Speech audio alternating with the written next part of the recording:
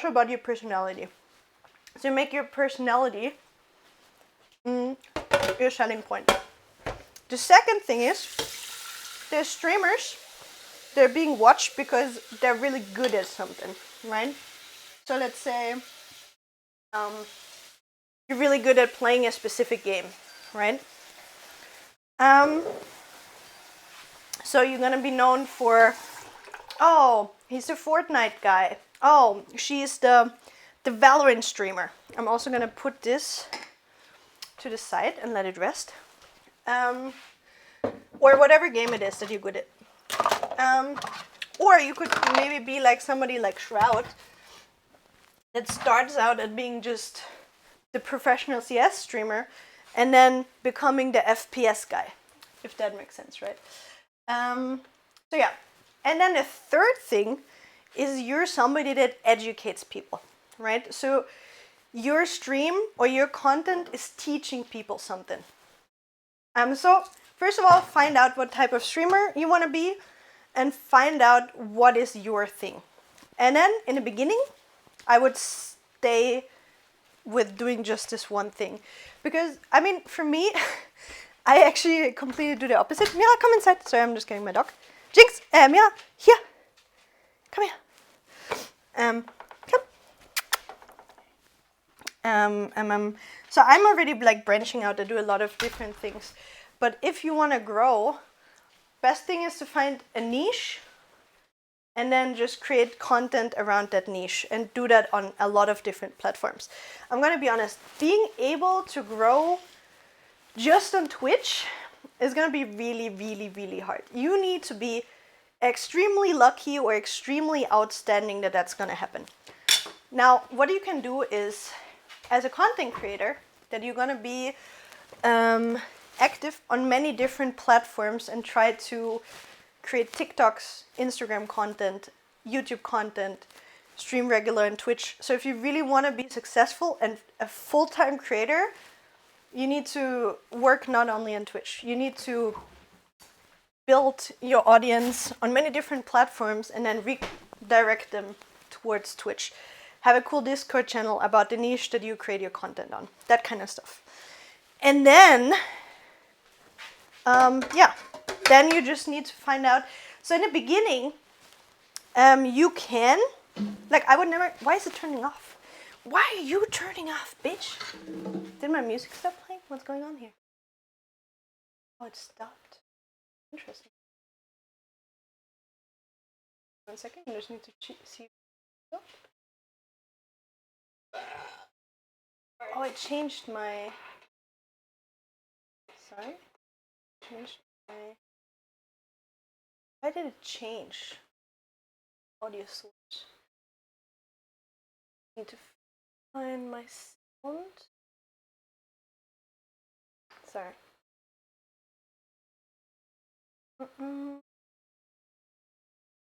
Where's my Bluetooth?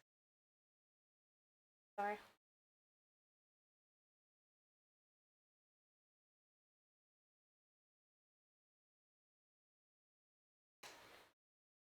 There we go. Okay, we're back. We're back. Yeah, okay, it works again. Sorry. So in the beginning, you can check from. Sorry, I just had to replay to see if the sound still works.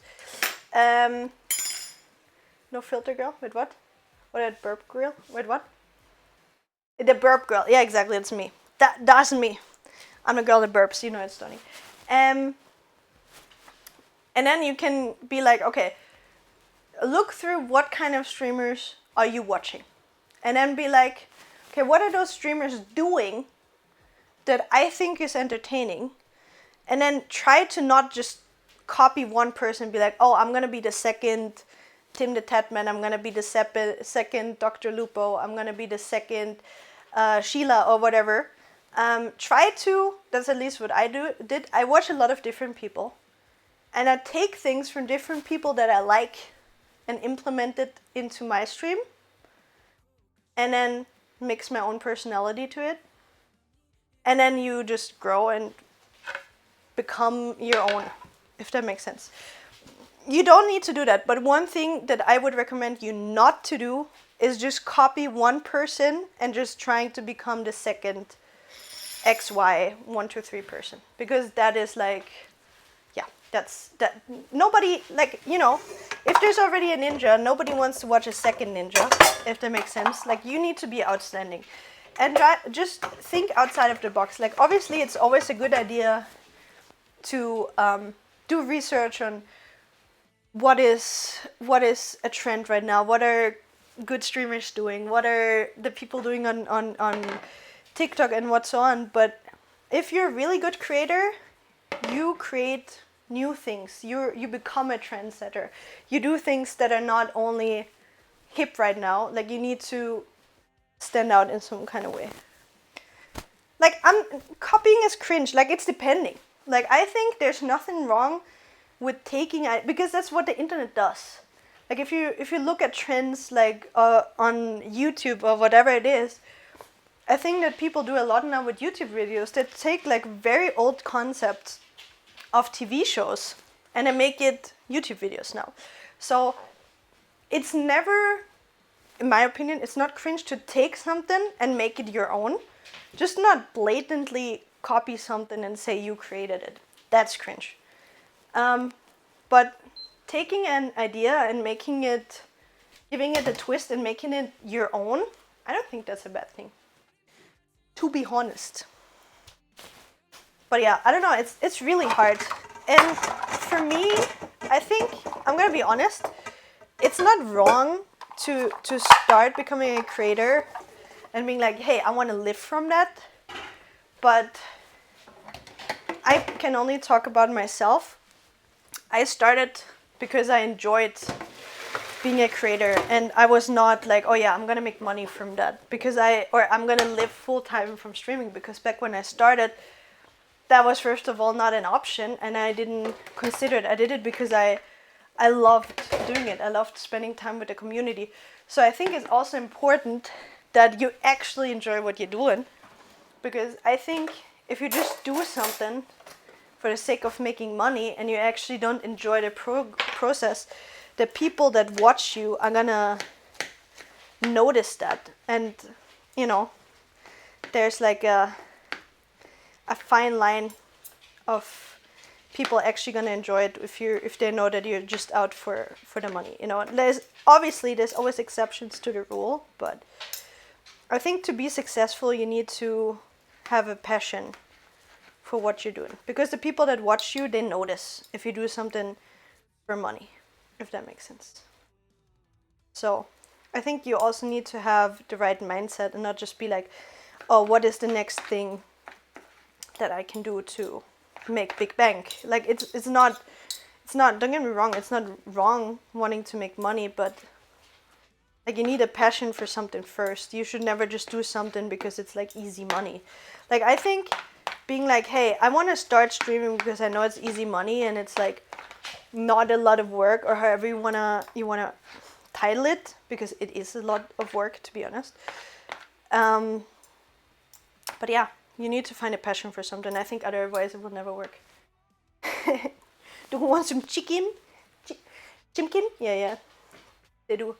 Did you switch to Valorant because you were sick of CS? Yes. I was fucking so sick of CS. I was so sick of Valve not giving a fuck about their community and their creators. And I still am. I'm gonna be honest. The only reason I go back to CS is because the game is good. It's the best shooter ever created, in my opinion. And that is sadly, on a quotation mark, the thing that keeps me with them. Because if you look at them, I mean, Benny, you know it as well, the way they treat the professional players, the way they don't give a fuck about streamers. Like, you have to think about, like, the streamers and the professional players, content creators, they are the people that give so much spotlight to the game. And they do not give a fuck about those kind of people. They don't give them any chance beside of like creating stickers or stuff like that to... Exactly. Exactly. It's not Valve that makes CSGO grow and didn't make it that big. I mean, of course, like with the skins and stuff, but if you think about it, like the principle that they have, like, okay, yeah, you can create skins on the market, on this community thingy, and then get a part of it when it sells, yada yada. Yes, you can technically do those kind of things, but if you look at it, how Riot, for example, handles their content creators and their professional players, they give them beta access to try new changes. They take feedback from them, like, hey, what do you like about the game? What do you not like about the game?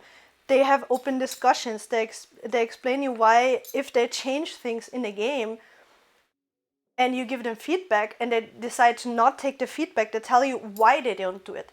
There's an open discussion. There's a sense of, I can just talk about being a creator.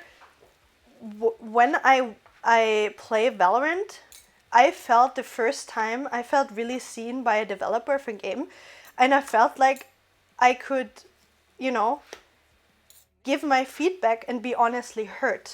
And with Valve, like, I mean, look at it. Back in the day, I don't know what tournament it was, but like in the middle of a major, they just bring out, or one of the biggest tournaments in CS, they bring out the biggest fucking upgrade to the op.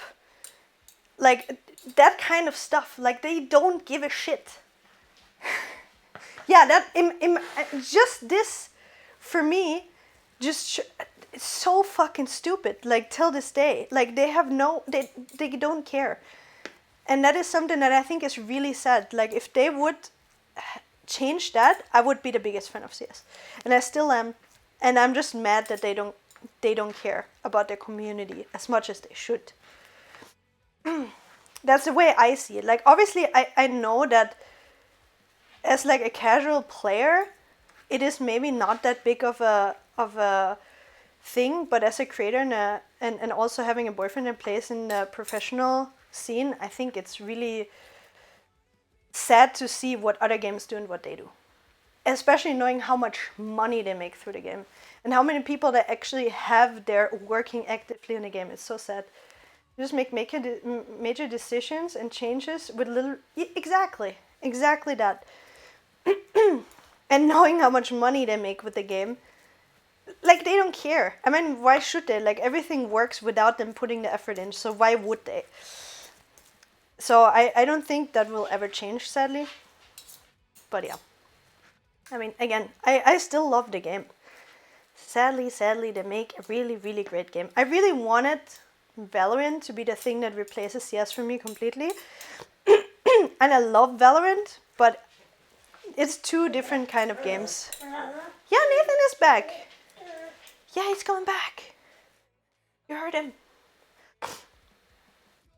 So yeah, that's the thing. It's my point of view.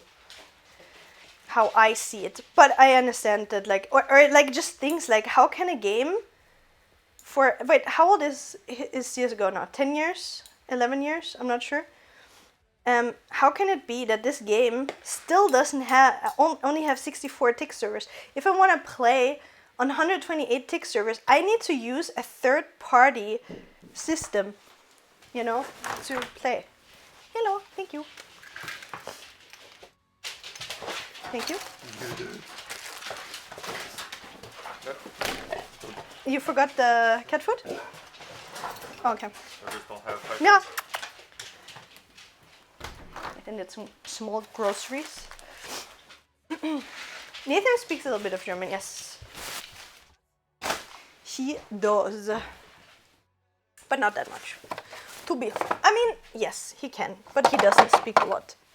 He doesn't want to. I think that's the bigger thing. 11 in August. The biggest pregnancy goes. I don't know about that. I wouldn't say that there's anything like that. I think the biggest problem of CS is their developers. That I think it is. But what they can do is make a fantastic game. So now we're gonna flavor our chicken.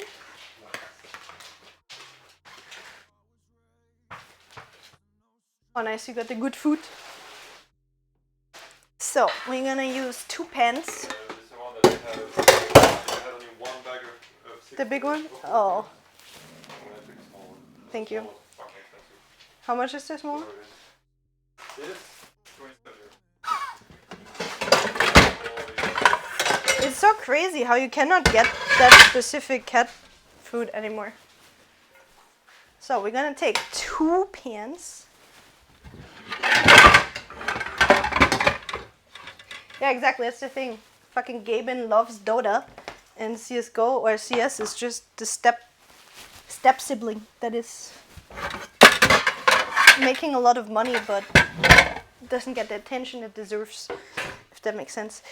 So the chicken is a little bit dry right now, so what I'm gonna do is food is gonna be done in like 20 minutes. I guess I just need to make the shells. How do you want the rice pudding later, like the milk rice, just with sugar and cinnamon? I can put that. That's why I asked what toppings do you want, like fruity toppings, or sugar and cinnamon. Anything works for me. I like dried grapes. Okay. And wool. So you don't care which one? Should I make a mix of both?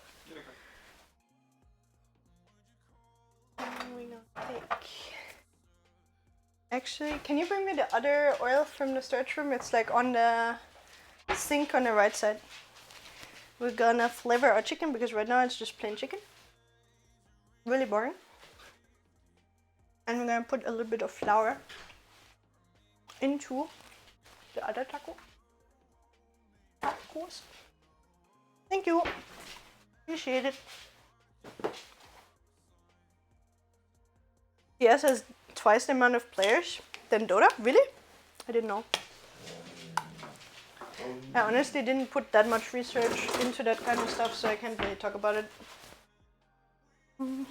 So, we're gonna add some oil in this pan and some in this.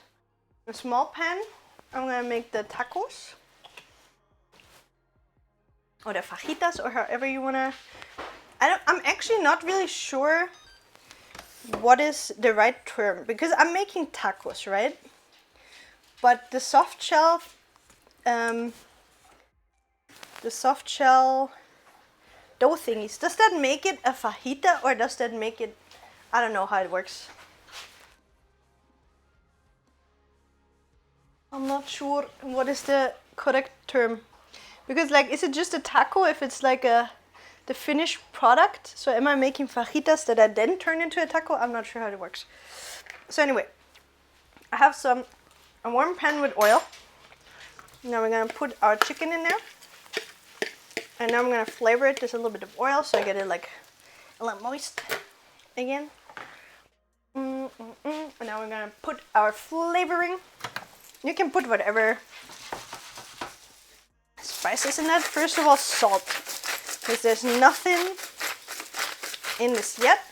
Some salt, some pepper. I'm gonna put some cumin in there as well.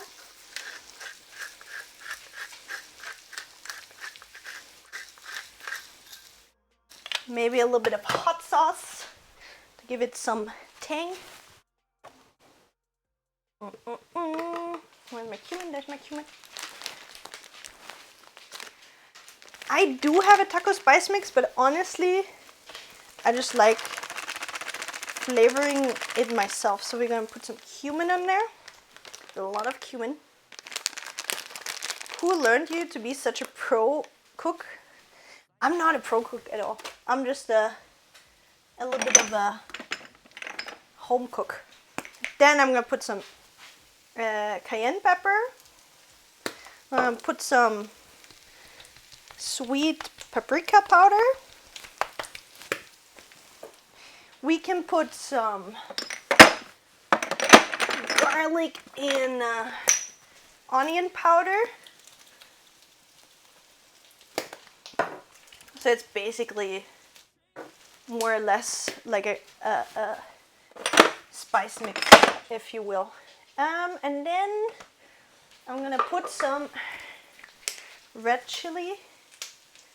There we go. If you want, what you can do, you don't have to, is you could, if you want it to be a little bit more like moist, you could either put a little bit of chicken stock in it, or like soup stock or something like that, or you can put a little bit of tomato sauce in there. So what I usually do is I use some chicken stock to just give it a little bit of flavor, or hot sauce, or whatever you want. So I'm thinking, because I want it to be a little bit more moist, I can put a little bit of chicken stock, but I'm not sure what I want. See. I'll taste it a little bit. It's going to be so. I want it. Should we do it with a little bit of chicken stock? I think I want it to be a little bit moist. Or not chicken stock, but like some soup stock. I'm gonna take some warm water, some bouillon powder. This is not the correct way to do it, but I think it tastes good, so I'm just gonna do it. All the real chefs, look away. Don't tell anybody I did this. But I think it's really nice flavor-wise. Oops, fuck. Good thing I have a dog that comes to lick at the floor. Thank you, dog. I'm gonna have to wipe the floor after this. There we go. We have some moisture back in the chicken. Okay, nobody saw anything, chat. You didn't see anything.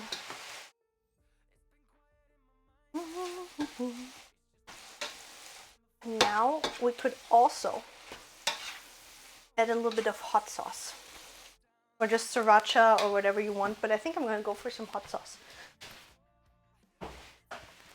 Let's see, which one am I gonna take? I'm gonna take some classic hot sauce, the classic.